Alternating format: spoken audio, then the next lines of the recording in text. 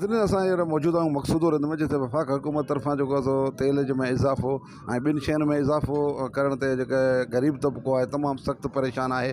उन्हनि जो इहो चवणु आहे त ॾींहों ॾींहुं जेको आहे सो महांगाई थी पई वञे ऐं जेको आहे सो ग़रीब तबिको तमामु पोइते पइजी रहियो आहे। अचो त उन्हनि शहरनि खां ॻाल्हायूं त उन्हनि जो वधीक छा चवणु आहे।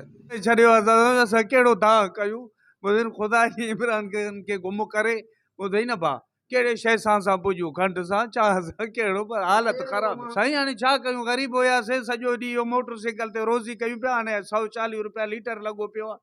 छा कयूं, अला करे बसि राम करे, बाक़ी ॿियो हाल न आहे। ग़रीब कुझु तेल सस्तो करनि, असां मरूं था हाणे बुख।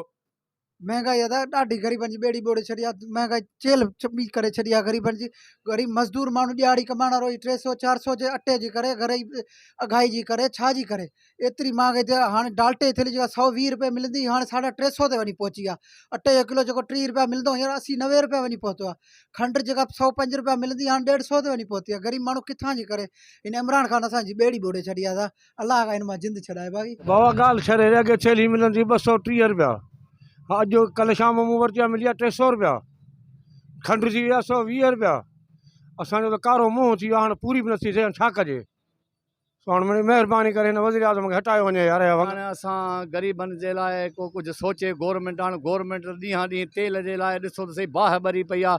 पेट्रोल ऐं डीज़ल एॾो महांगो थी वियो आहे त असां ग़रीब तमामु परेशान आहियूं। हिन जेको वज़ीर आज़म आहे इन एॾो असां सां ज़ुल्म करे छॾियो आहे, जो एॾी महांगाई करे छॾी आहे। तेल गैस गिह जी थेलीअ ते जेका 300 रुपए जी हूंदी हींअर 350 रुपए जी थी मिले। ऐं मज़दूर माण्हू कमाया 500 रुपया ऐं घर जो ख़र्चु 1000 रुपया असीं किथां पूरी कंदासूं। इन इमरान ख़ान खे बाहि लॻे, इन अहिड़ो ज़ुल्म असां सां करे छॾियो आहे। असां ग़रीब ॾाढा मिसकीन परेशान आहियूं।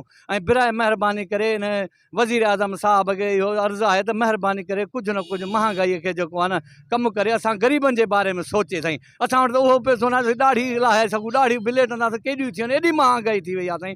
महिरबानी करे साईं इहो कुझु हिन ते कंट्रोल कयो वञे साईं। नाज़रीन, मक़सूदु जो जेको आहे सो महांगाई जो ॻाल्हियूं ॿुधियूं, उन्हनि जो इहो चवणु आहे त ॾींहों ॾींहुं महांगाई थियणु सघे, गिह आहे, चांहि आहे, खंड आहे ऐं तेल ॾींहों ॾींहुं इज़ाफ़ो थियण करे ग़रीब तबिको सख़्तु परेशान आहे। ऐं असां हुकूमत खे अपील था कयूं त हिनखे जेको आहे सो सस्तो कयो, जीअं असां पंहिंजो रोज़ी कमाए सघूं ऐं 2 रुपया बची सघनि। साथी रिपोर्ट सां गॾु ख़ैर मोहम्मद रिंद, मक़सूदो रिंद।